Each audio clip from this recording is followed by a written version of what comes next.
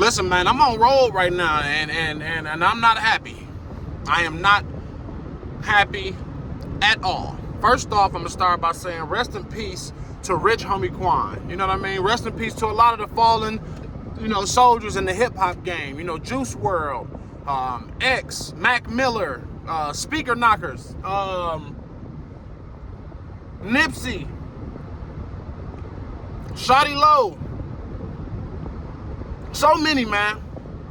So many. Not even just to shine light on only Atlanta artists or nothing like that, but just so many. But the thing that I'm seeing is how fast we jump to the internet to rest in peace this person, rest in peace that person. But when are we gonna do different as a community, as a collective? And I'm speaking to everybody, but I'm cultured. You know what I'm saying? So I'm speaking to my people. When are we gonna do better, man? We sit up, we're promoting drugs, we're promoting violence. You know what I mean? We get guys like, I was just having a conversation literally a couple days ago, with my pops. So we were talking about, like just old school, like hip hop. And the difference between hip hop and rap, and how you had your KRS-Ones, you had your Public Enemies, you had your X-Clan, you had your Poor Righteous Teachers. You had these people out here, trying to uplift the black community and teach you to go against the narrative that they're trying to place on us. You know what I mean? But then they allow for NWA to come into the picture. They allow for the Jay-Z's. They allow for the Jeezys. They allow for all these people who push. It's a narrative. So it all started with pushing the fact that you need to be a drug dealer. Your success story has to come from being a drug dealer and then coming into fame and then finding a way out the game. So then you push this narrative on all the young men, or the black community, the youth, that they have to be hustlers. And their definition of hustling was selling drugs.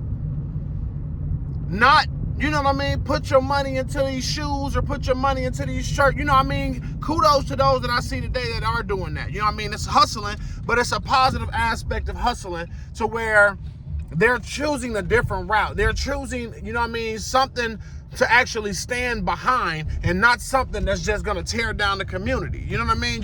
And it's crazy because all these people want to talk and act like they're, so supportive. And in our reality, black people, we need to be honest with ourselves.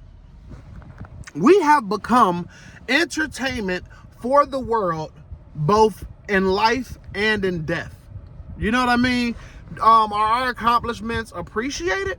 I'm not saying they're not, you know what I mean? But don't feel like you're making a difference because you reach the maximum streams. Don't feel like you're making a difference because the following that you got. What is the message that you're standing behind? What are the things that you're doing? Because I can't speak for everybody else when I speak for myself. When I say, bro, I'm tired of losing us.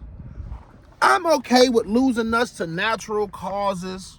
You know what I mean? That's a different conversation when you want to talk about that stuff. But I'm so sick of losing us to man-made drugs or things that were just placed in our communities that deterred us from our own personal thinking. You know what I mean? Like, we're a very highly intellectual group of individuals, especially when we are one, especially when we are taking that time, to uplift each other, not hate on each other. People, there's so much history out there where people don't recognize black communities that were up, black towns that were up, you know what I mean? And how this stuff gets destroyed. There's a narrative that's being pushed. And there are so many people out here supporting that narrative that's being pushed onto our people. You know what I mean? I am so tired of the overdose deaths. I'm tired of it. I'm over it. You know what I mean? Like, come on, y'all. Let's change the message. You know what I'm saying? Let's promote something else. Let's uplift our youth. Let's make a difference, a real difference, and stop pushing this narrative that we have to do all of these bad things and unhealthy things just to be somebody.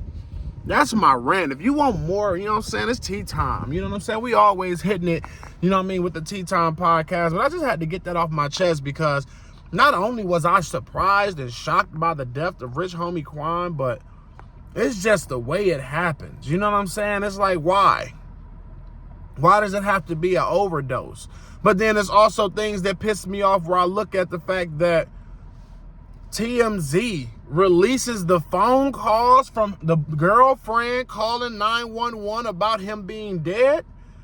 It's the TMZs that run and get the video footage of the things that take place behind the scenes in black homes and black cultures and black environments. I'm not saying they only target the black people, but what I'm saying is, look at how some things deserve privacy, and look at how much of your life, how much of black lives or people's lives get exposed, you know what I mean, just for entertainment, just for a dollar amount, just for, you know what I mean, for views, things like that. Let's just change the narrative. There's a better way to support each other. And let's not support each other when it's go time. Let's not support each other in the afterlife.